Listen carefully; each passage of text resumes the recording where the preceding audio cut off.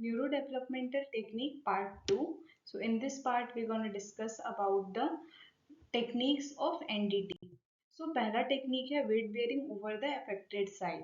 सो weight bearing हम लोग affected side पे क्यों कराते हैं? क्योंकि ये बहुत ही इफेक्टिव वे होता है मसल टोन को नॉर्मलाइज करने का, चाहे वो पेशेंट फ्लैसिड टोन में हो चाहे वो स्पास्टिक टोन में हो. अगर वो पेशेंट जिनमें जो मसल टोन है वो लो है या फिर फ्लैसिड मसल टोन है, उसमें ये फैसिलिटेटिव फंक्शन परफॉर्म करता है, और वो पेशेंट जिसमें टोन हाई है उसमें ये इनहिबिटरी फंक्शन परफॉर्म करता है.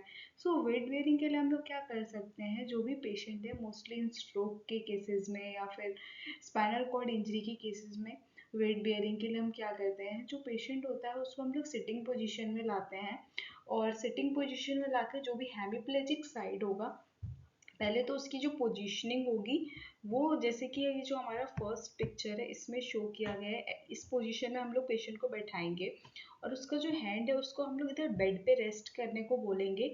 मतलब दोनों हैंड से वो अपने जो बेड है उसको होल्ड करे ताकि हैंड पे भी पूरा वेट पड़े, और जो भी अफेक्टेड साइड है उस तरफ पे हम लोग पेशेंट को थोड़ा सा सपोर्ट दे करके इंक्लाइन करेंगे ताकि जो अफेक्टेड साइड है उस पर वेट पड़े.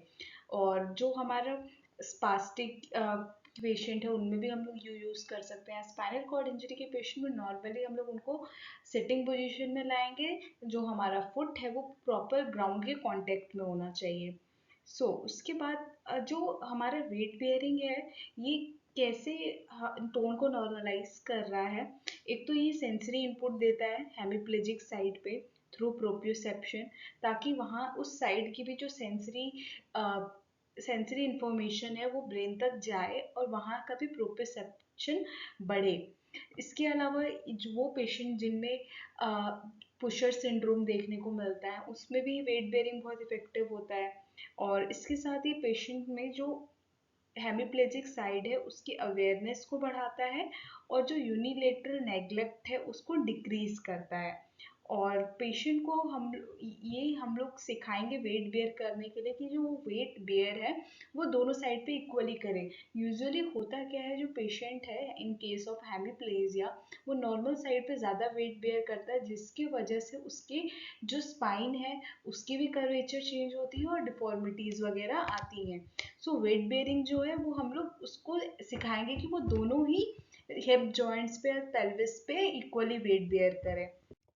सेकेंड टेक्निक है ट्रंक रोटेशन. ट्रंक रोटेशन हम क्यों कराते हैं?